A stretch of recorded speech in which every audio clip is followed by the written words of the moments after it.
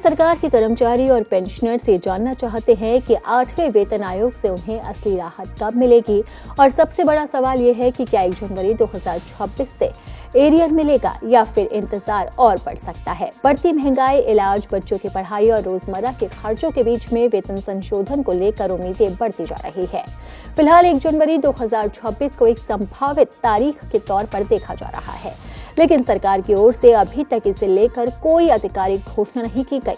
इसी वजह से लाखों कर्मचारी और पेंशनर्स के मन में अनिश्चितता बनी हुई है कि बढ़ी हुई सैलरी और बकाया राशि उन्हें कब मिलेगी। 8वें वेतन आयोग पर संसद के शीतकालीन सत्र में भी सवाल उठे, जिस पर वित्त राज्य मंत्री पंकज चौधरी ने जवाब दिया है और कहा है कि 8वें वेतन आयोग को लागू करने की तारीख सरकार उचित समय पर तय करेगी। उन्होंने ये भी बताया कि आयोग की सिफारिशें आने और स्वीकार होने के बाद उसके लिए जरूरी बजटीय प्रावधान तय किए जाएंगे। इस बयान से ये साफ संकेत जरूर मिला है कि सरकार प्रक्रिया को आगे बढ़ा रही है, लेकिन एरियर 1 जनवरी 2026 से मिलेगा या नहीं, इस पर कोई जवाब नहीं दिया गया। सरकार ने 3 नवंबर 2025 को 8वें वेतन आयोग के टर्म्स ऑफ रेफरेंस को मंजूरी दी थी और आयोग को रिपोर्ट देने के लिए 18 महीने का समय भी दिया था।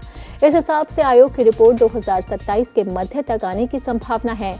रिपोर्ट आने के बाद सरकार उसकी समीक्षा करेगी, फिर कैबिनेट की मंजूरी और नए वेतन ढांचे का नोटिफिकेशन जारी होने में 3 से 6 महीने का समय लग सकता है, यानी वैवाहिक तौर पर लागू होने में अभी वक्त लग सकता है। 8वां वेतन आयोग लागू होने में देरी की भी आशंका है, लेकिन पिछले वेतन आयोग का अनुभव कर्मचारियों के लिए उम्मीद जगाने वाला रहा है। 7वां वेतन आयोग 2016 में लागू हुआ था, लेकिन सैलरी और पेंशन 1 जनवरी 2016 से एरियर के साथ दी गई। इसी तरह 6वां वेतन आयोग 2008 में लागू हुआ और एरियर 2006 के हिसाब से दिया गया। 5वें वेतन आयोग का भी यही पैटर्न रहा। इसी आधार पर माना जा रहा है कि 8वें वेतन आयोग का एरियर भी 1 जनवरी 2026 से मिल सकता है, भले ही लागू होने में देरी क्यों ना हो। पिछले वेतन आयोग से लोगों को संकेत मिले हैं। 8वां वेतन आयोग लागू होने में देरी की आशंका है, लेकिन पिछले वेतन आयोग का अनुभव कर्मचारियों के लिए काफी खुशखबरी देता है और ये बताता है कि एरियर इन्हें 1 जनवरी 2026 से ही मिल सकता है। और अगर यही पैटर्न फॉलो होता है तो ये कर्मचारियों के लिए बहुत बड़ी खुशखबरी होगी, जिससे उन्हें बड़ी राहत मिलेगी और फिटमेंट फैक्टर के आधार पर ये तय किया जाएगा।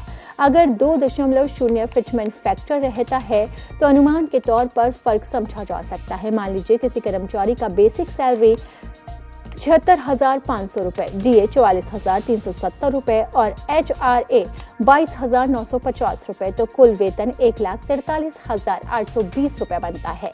वेतन संशोधन के बाद बेसिक सैलरी करीब 1,53,000 रुपए और HRA लगभग 41,310 रुपए हो सकता है। इससे कुल मासिक वेतन भी बढ़कर करीब 1,94,310 रुपए तक पहुंच सकता है।